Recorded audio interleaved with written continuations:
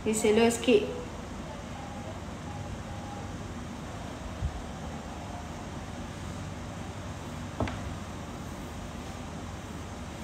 Hai, Assalamualaikum. Kejap. Saya nak mainkan lagu. Debat Rafizi dan Syahir. Sebentar. Bateri tak banyak loh. Sekejap Lengur dah duduk. Berdiri kejap. Tadi buat kerja pun duduk. Hai Tata Skin dan share. Masuk guys. Tak, saya berdiri kejap sebab saya lengur duduk. Tadi sebelum saya buat kerja kan pun saya duduk lama. Lepas tu saya ambil masa, saya berdiri kejap lah. Masuk.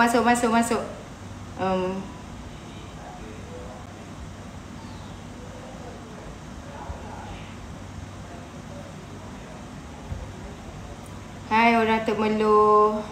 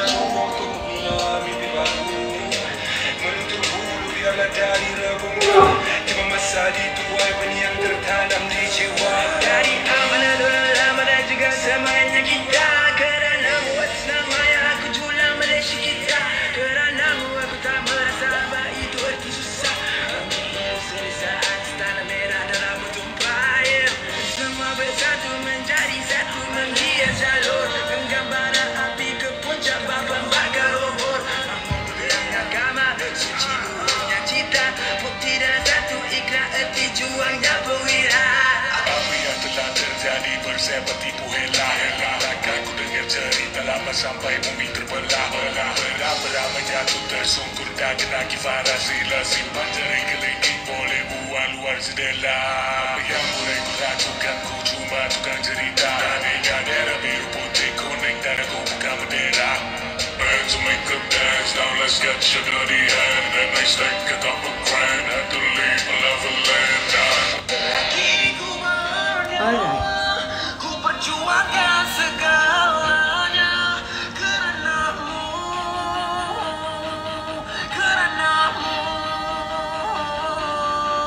Selagi ku bernyawa, ku pertahankan segalanya keranamu.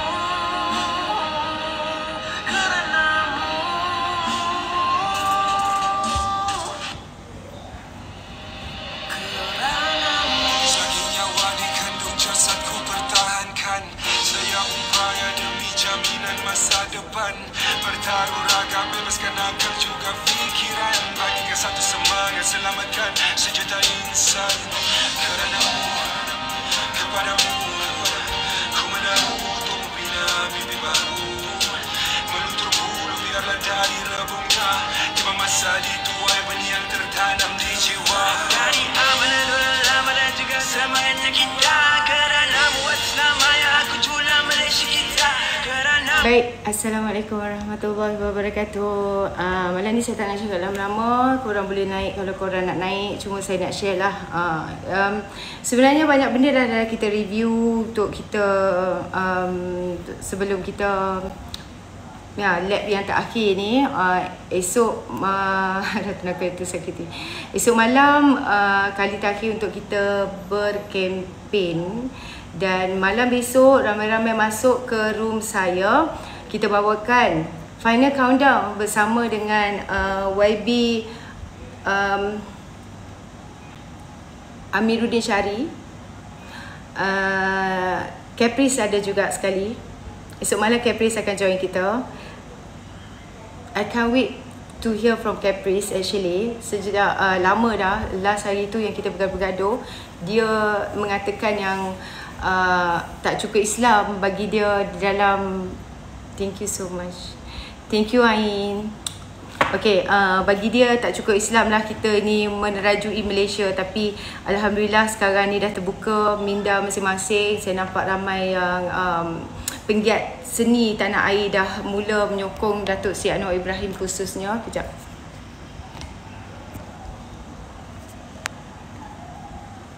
Saya tinggikan sikit. Okay. Okay. Nilofa confirm undi Caprice. Ya, saya heran juga sekarang ni Caprice sudah menyokong kerajaan perpaduan. Dia dah penat katanya dengan percubaan untuk tebuk atap daripada Puak PN. Esok mungkin kita boleh dengar daripada Caprice sendiri. Dan saya sebenarnya amazed that he can U-turn like that. Okay, kita boleh dengar daripada Caprice lah. Sebelum ni kita bergaduh-gaduh dengan Caprice. Tiba-tiba sekarang ni Caprice di pihak kita pula, Alhamdulillah. Okay, baik. Apa saya nak komen hari ni? Kita dah komen mengenai banyak isu lah. Kita jadi defensif, kita jadi ofensif kan. Tapi kalau anda tengok lah banyak-banyak ceramah-ceramah. Wih JTR, thank you so much. Okay, tengok video-video ceramah video-video ceramah dari puak-puak Perikatan Nasional ini. Kalau kita lihat mereka berkempen sehari dua ni, kalau korang perhatikan semuanya ulang-ulang ayat. Kerajaan perpaduan gagal, kerajaan perpaduan gagal. Konon kerajaan perpaduan gagal dalam menjana ekonomi, kata mereka. Sekejap. Kononnya kerajaan perpaduan ni gagal dalam menjana ekonomi. Thank you so much. Weh, siapa tu?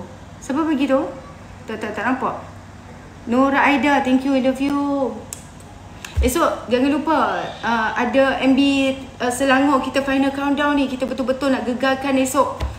Dan influencer TikTok pun akan berkampung dekat room ini juga untuk bersama-sama dengan MB Selangor. Kita betul gegarkan TikTok besok.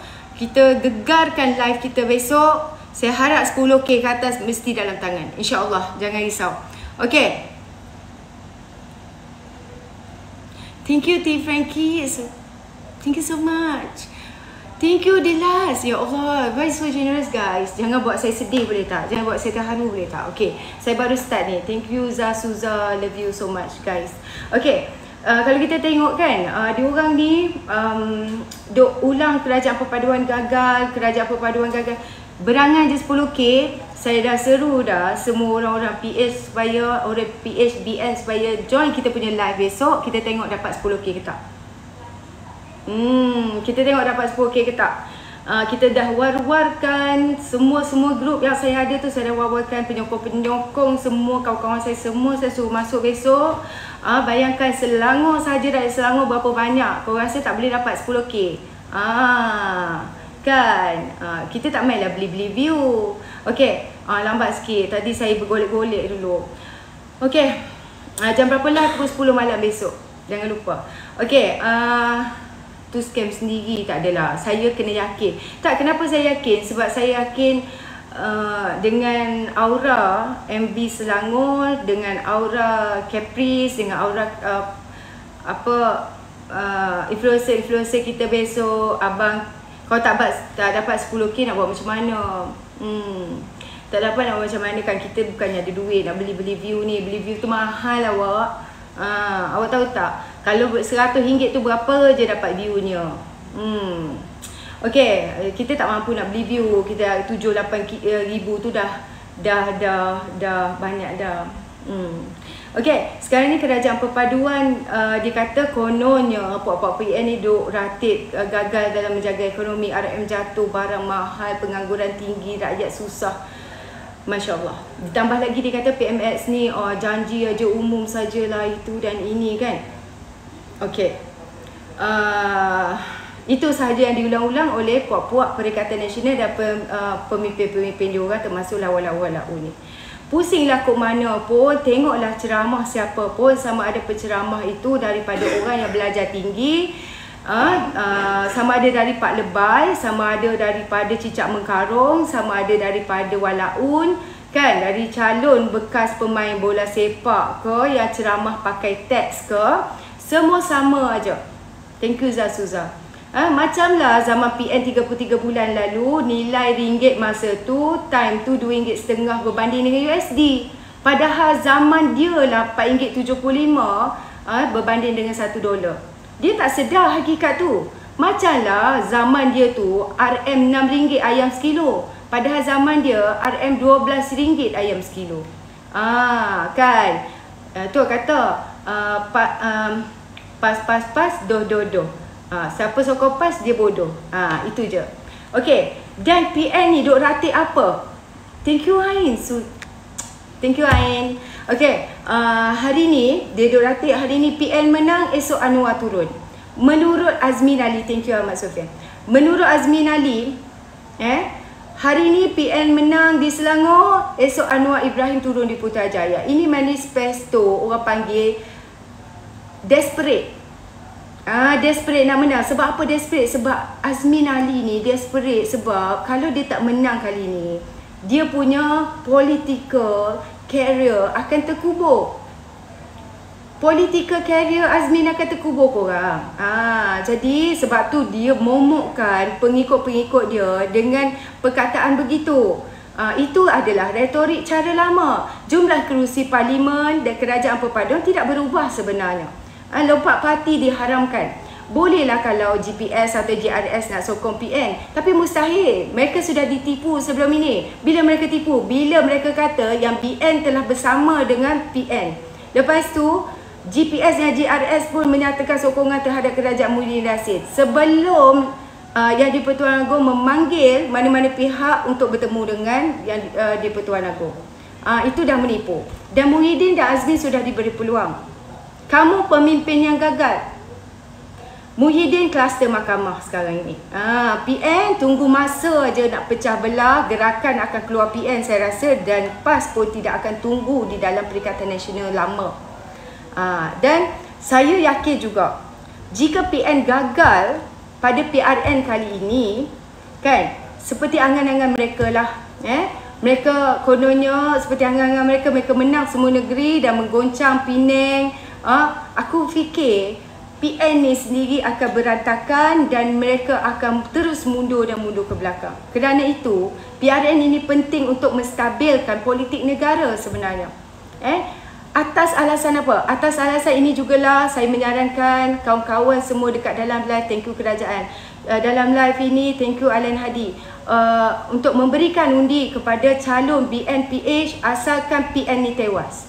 Sama ada anda tidak suka UMNO, anda tak suka PKR, anda tak suka DAP, anda mesti mengundi mereka. Kenapa saya kata anda mesti mengundi mereka? Kerana anda dalam satu pasukan sekarang ini yang perlu dimenangkan. Kerana negara tidak boleh terus terjebak dengan krisis ketidakstabilan politik. Ibn Syahrir semalam pun dia mengatakan kestabilan, national stability itu penting. So, untuk apa kita nak mengundi mereka untuk lebih tidak stabil lagi? Tengok masa 33 bulan mereka saling jatuh-menjatuhkan. Muhyiddin kata Kak Ismail Sabri membandingkan zaman Muhyiddin Yassin. Kan?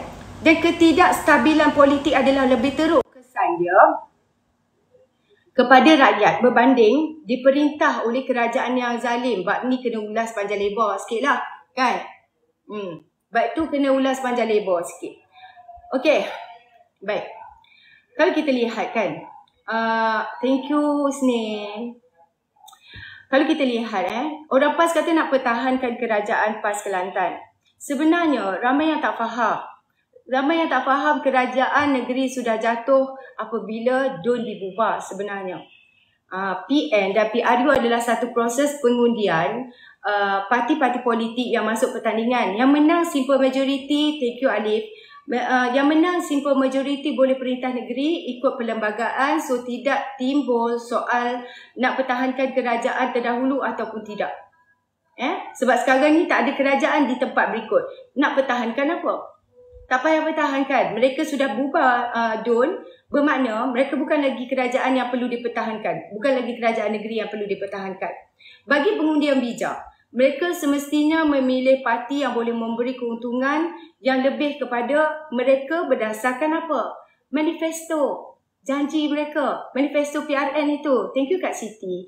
Dan sekarang ni, kalau kita lihat mereka yang mampu tunai janji. Kalau mereka yang tak mampu tunai janji ni, tak payahlah kita nak percaya mereka berulang-ulang kali. Sebab mereka ni hanya nak mengekalkan kekayaan, jawatan dan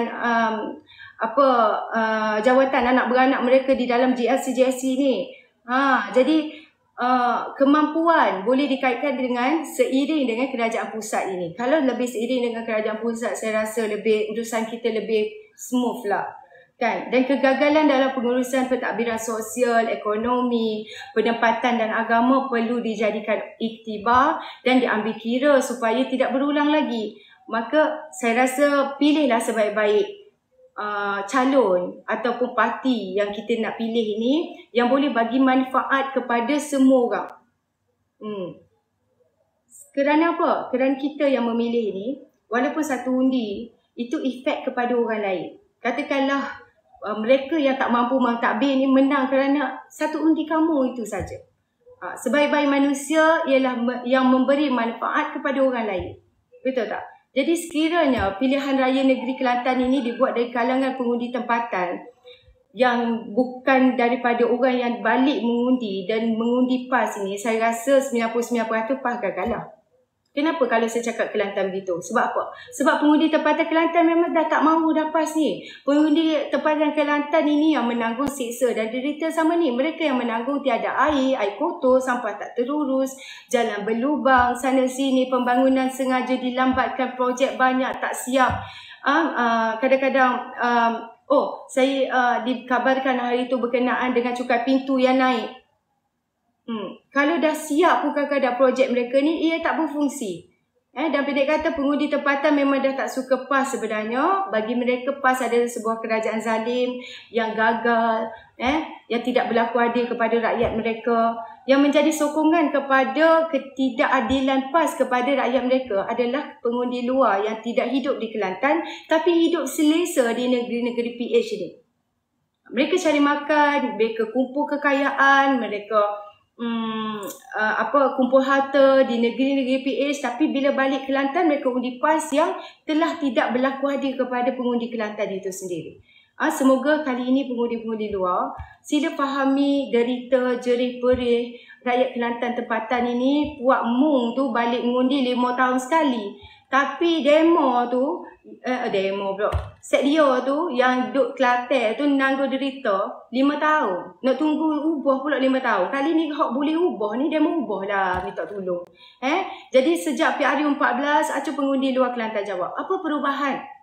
5 tahun, dalam masa 5 tahun tu apa perubahan yang PAS Kelantan dah buat sepanjang tempoh 5 tahun itu?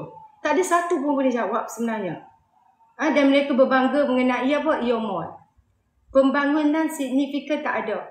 Pelaburan pendapatan baru negeri pun tak ada dalam masa 5 tahun. Masalah air tidak berubah. Sebab 5 tahun malah janji dalam manifesto nak selesaikan air pada tahun 2021. Lepas tu cakap menjelang 2023 masalah air akan selesai. Jadi janji-janji lain seperti hospital Patuh Syariah, kilang simen terbesar, bandar baru, Dabong tu, itu semua janji kencing belaka lah. Takkanlah dengan bukti-bukti jelas kegagalan dan PAS yang di depan mata ni masih lagi nak undi PAS, betul tak? So, wahai pengundi luar, kasihani rakyat tempatan itu, jangan zalimi mereka dengan mengekalkan PAS yang dah 5 tahun, dah 33 tahun, tak ada wig gapo pun. Okay. Kalau kita komplain pun demo tu set dia tu biasanya akan kata pergi minum air sungai lah. Dia pun suruh rakyat pergi minum air sungai, korang bayangkan lah. Jadi sudah tiba masanya lah, saya rasa korang ni ubah. Thank you Rizal. Dan PRN 6 negeri ni umpama PHBN, thank you. Kau perasan tak? PRN 6 negeri ni, kenapa saya banyak sentuh pasal PAS? Sebab PHBN ni seolah berlawan dengan PAS sahaja. PBBM dan gerakan ini itu ibarat, thank you Peja, thank you Umay Sarah.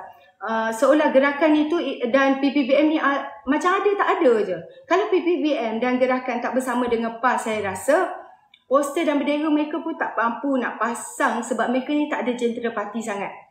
Serius saya cakap. Mereka ni tak ada jentera sangat lah PAS, PPBM dan juga gerakan ni.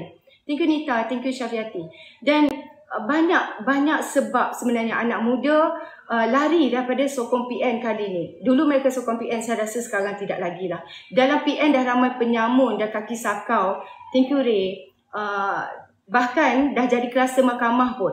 Bahkan zaman Tun M dan Mahyadin jadi PM, kita nampak kalau dia tanya kenapa Rizab Melayu, Tanah Rizab Melayu tinggal 12% saja. Tanyalah Mahathir Mohamad. Tanya Mahathir Mohamad. Sekarang ni Tun M dan Mahyadin ni bergabung dalam Perikatan Nasional. Dan Datuk Seri Anwar Ibrahim baru 8 bulan menjadi Perdana Menteri. Thank you Tio.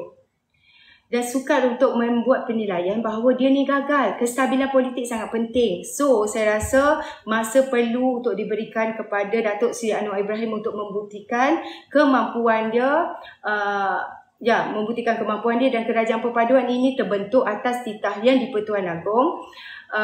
Dan demi kestabilan, wajib ia dipatuhi.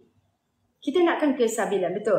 Dan pengalaman negara menukar 3 kali Perdana Menteri dalam masa sepenggal jelas menjadikan negara ini tak diyakini pelabur. Kegagalan negeri yang ditakbir oleh PAS seperti Kelantan, Terengganu dan Kedah akan membuat pengundi hilang keyakinan kepada PAS. Dan sekarang ni Perikatan Nasional menuduh Zahid menyelamatkan diri daripada didakwa tanpa ambil kira titah yang di-Pertuan Agong supaya wujudkan Kerajaan Perpaduan itu sendiri. Sebenarnya puak-puak Perikatan Nasional lah yang nak selamatkan ramai pemimpin Perikatan Nasional yang sedang didakwa sampai ada yang lari ke luar negeri, ke luar negara. Siapa yang lari ke luar negara sebenarnya? Cuba beritahu saya siapa yang lari ke luar negara sekarang ni. Jadi sekarang ni apa yang saya nak sampaikan, dijangka ramai lagi yang akan didakwa selepas PRN. Nanti kita lontehkan mengenai tata kelola negeri-negeri PAS ini. Yang 33 tahun ni, apa benda yang tak kena sebenarnya? Kenapa tak mampu nak maju 33 tahun tu? Itu yang kita nak tahu sekali. Anak muda kita ini, kita jangan dibodoh-bodohkan dan jangan bodoh oleh kelentong-kelentong mereka ni. Mereka pandai cari maklumat dan sekarang ni, dan maklumat di hujung jari sahaja. Maklumat di hujung jari sahaja. Okey, Tok Sri ubah terpulang lah. Tapi janganlah pergi minta kerja dekat negeri-negeri Pakatan Harapan. Malu kok orang lah. Dan 7 kegagalan PAS di 3 negeri. Saya beritahu sekarang ni 7 kegagalan PAS di 3 negeri. Masa untuk rakyat ubah. Apa dia yang kena ubah? Sudah tiba masa je saya tengok gelombang merah biru ini. PHBN mengambil alih Kedah, Kelantan dan juga Terengganu. Selama ni kegagalan PAS mentadbir 3 negeri ini dengan baik dan menyebabkan anak muda terpaksa merantau untuk mencari rezeki. PAS dan PN mesti dijatuhkan untuk memastikan masa depan lebih baik untuk anak-anak muda, anak-anak kita, cucu-cucu kita di masa hadapan. Hakikat dia PAS ni gagal menguruskan ekonomi dengan baik. Kau dengar tak apa yang Syahrir semalam tu? Apa hujah dia mengenai ekonomi? Dia tunjuk rumah, dia kata kena ada tiang, dinding dan atap. Tapi yang penting sekali adalah atap.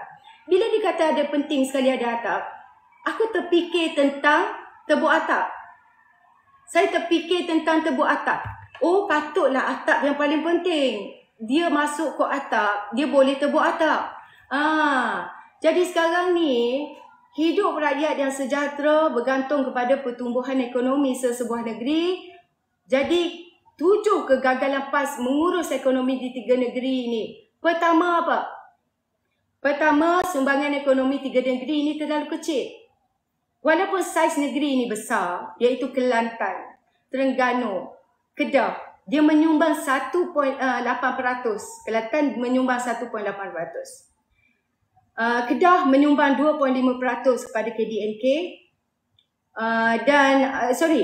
Terengganu menyumbang 2.5% dan Kedah menyumbang 4% kepada KDNK negara pada tahun 2022. Jauh beza dengan sumbangan 7.4% Pulau Pinang, Selangor 25.5%. kepada KDNK negara. Data ini jelas menunjukkan PAS ini gagal mengembangkan ekonomi negeri. Apatah lagi mereka ni nak menggalakkan ekonomi bernilai tinggi. Kedua, PAS ni gagal menjaga siswazah. Malang sekali siswazah yang lahir daripada Kedah, Terengganu dan juga Kelantan ini dia gaji penengah siswazah terendah di seluruh Malaysia. Misalnya pada tahun 2021 kalau kita dapat lihat 50% siswazah di Kedah hanya berpendapatan di bawah 1,000 lebih, bawah 2,000 lah. Tidak heran anak Kelantan, Kedah ini yang berkelulusan tinggi terpaksa merantau di Pulau Pinang, Selangor, Kuala Lumpur, Johor, negeri-negeri yang maju ini untuk mereka mencari kerja. Gaji penengah siswazah di Selangor contohnya 4,100. Yang ada degree di Selangor 4,100. Bukan sebab KL tu tak berada di sebelah Kedah, tetapi pentadbiran PAS Kedah sendiri yang gagal. Kan? Okey. Ketiga, PAS gagal mewujudkan pekerjaan bernilai tinggi. Setinggi mana pun kelulusan korang ni, kelulusan akademik korang, Kedah, Terengganu dan Kelantan ni tak mampu menyediakan peluang pekerjaan berkemahiran tinggi. Dan peratusan pekerja mahir di Kedah, Terengganu dan Kelantan hanyalah 23.2% sahaja. 25.7% di Kedah dan di Terengganu 22.4% pada tahun 2021. Jauhlah beza dengan di Pulau Pinang 36.2% dan di Selangor 35.4%. Yang keempat, PAS ini gagal menyediakan kemudahan paling asas. Apa kemudahan paling asas? Yang selalu saya ratibkan setiap kali saya buka live. Apa dia? Cuba teka.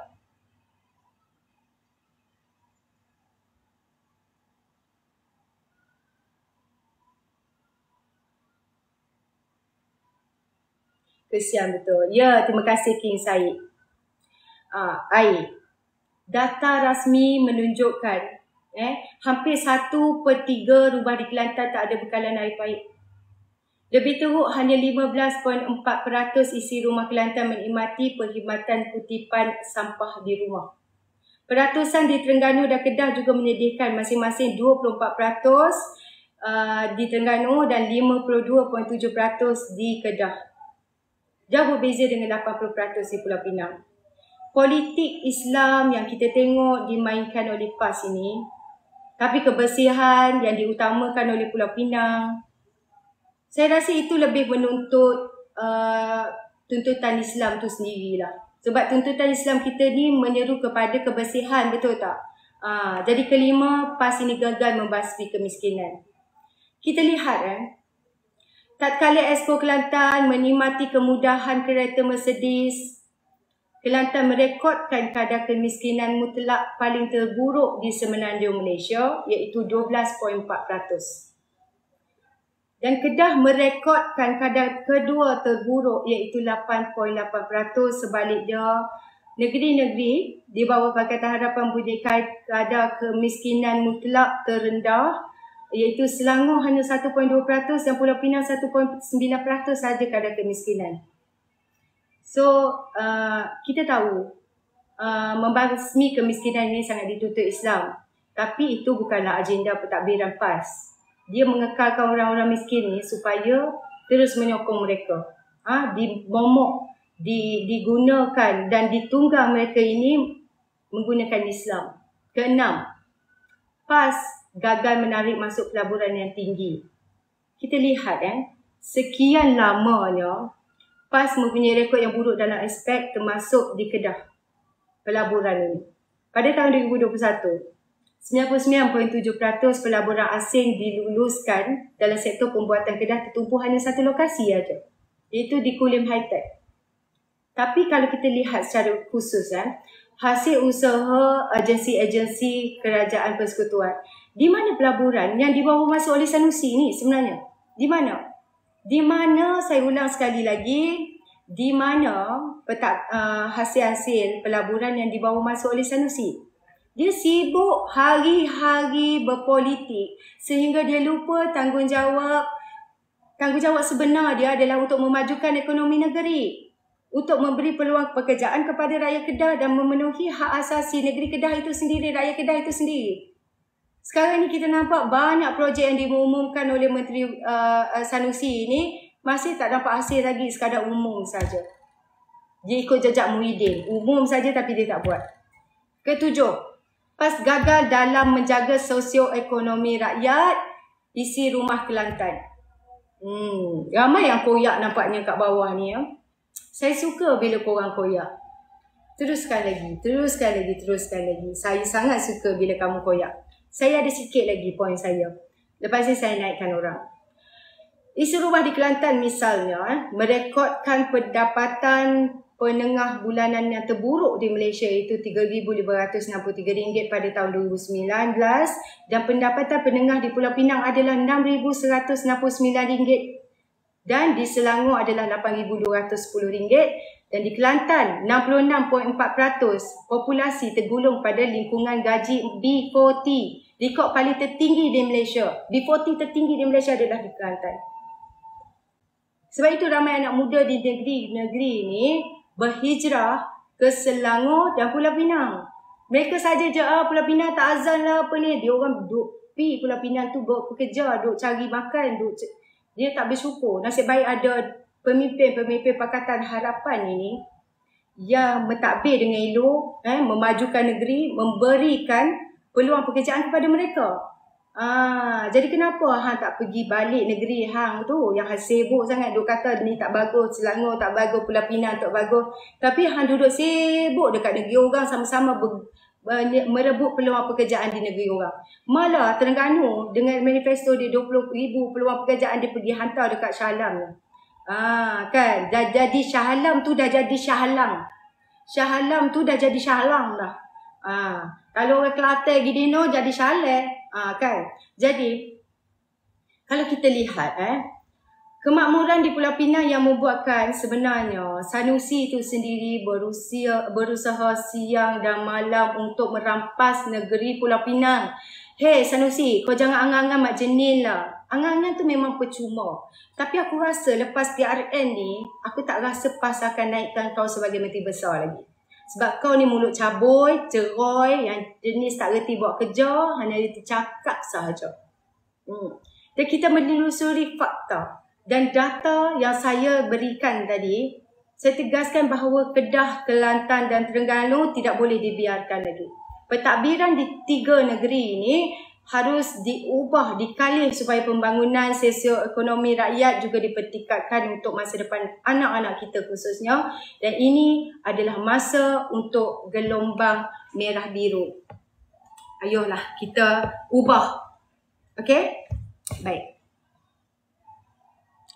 Wow, ramainya nak naik. Sekejap ya.